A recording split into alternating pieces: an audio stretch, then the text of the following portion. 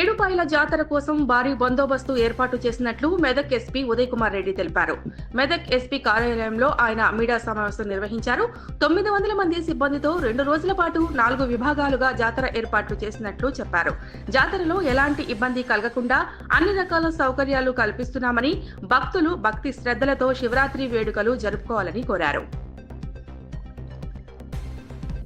మహాశివరాత్రి సందర్భంగా మెదక్ జిల్లా ప్రజలందరికీ మరియు ఏడుపాయల టెంపుల్కి వచ్చే భక్తులందరికీ కూడా శుభాకాంక్షలు. అందరికీ తెలుసు, ఏడుపాయల టెంపుల్లో వనదుర్గ మాత టెంపుల్ దగ్గర మహాశివరాత్రి చాలా ఘనంగా జరుపుకుంటారు. దాదాపు ఒక 10 నుంచి 12 లక్షల మంది పబ్లిక్ వస్తారు. తర్వాత శివరాత్రి రోజు నైట్ హాల్ట్ కూడా ఆ ఏరియా మొత్తం కూడా పబ్లిక్ ఉండి ఆ ఏరియాలో నైట్ హాల్ట్ చేసి తర్వాత నెక్స్ట్ డే మళ్ళీ పూజలు చేసి మళ్ళీ దర్శనం చేసుకొని ఆ రోజు 27th ఈవినింగ్ పెద్ద బండ్లతోటి ప్రొసెషన్ జరిగింది. ఈ ప్రొసెషన్ కూడా చూస్తానికి లక్షలాది మంది ప్రజలు ఇక్కడ రావడం జరిగింది. దీన్ని దృష్టిలో పెట్టుకొని మెదక్ జిల్లా పోలీసులు మేమందరము ప్రాపర్గా బందోబస్తు అరేంజ్ చేసుకున్నాము.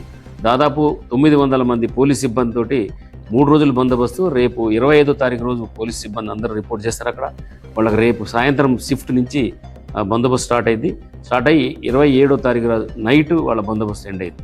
దీన్ని ఒక 4 భాగాలుగా విభజించి మనం షిఫ్ట్ వైజ్గా ఒక్కొక్క డిఎస్పీని ఇన్ఛార్జ్ ఇచ్చి తర్వాత సిఐలు ఎస్ఐలు ఆల్ సిబ్బంది అందరితోటి కూడా ఈ బందోబస్తు అరేంజ్ చేయడం జరిగింది. ఎక్కువ మంది ప్రజలు ఎక్కువ వెహికల్స్లో వస్తారు కాబట్టి వాళ్ళకి డిఫరెంట్ ప్లేసెస్లో సపరేట్గా పార్కింగ్ కూడా అరేంజ్ చేయడం జరిగింది.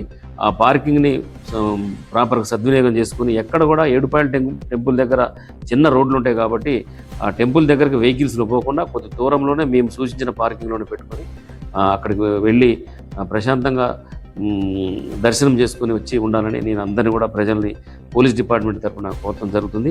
తర్వాత ప్రజలకు ఎటువంటి ఇబ్బంది కాకుండా బాతింగ్ ఘాట్స్లో కానీ పార్కింగ్ ప్లేసెస్లో కానీ టెంపుల్ దగ్గర కానీ మేము రౌండ్ ది క్లాక్ షిఫ్ట్ వైజ్గా డ్యూటీలు పెట్టినాము. ఈ 3 రోజులు కూడా 25 నైట్ నుంచి 27 నైట్ దాకా కూడా పోలీసు మొత్తం అప్రమత్తంగా ఉండి ఎక్కడ చిన్న సంఘటన జరగకుండా పీస్ఫుల్గా అయ్యే విధంగా మేము బందోబస్తు అరేంజ్ చేసుకుంటాం.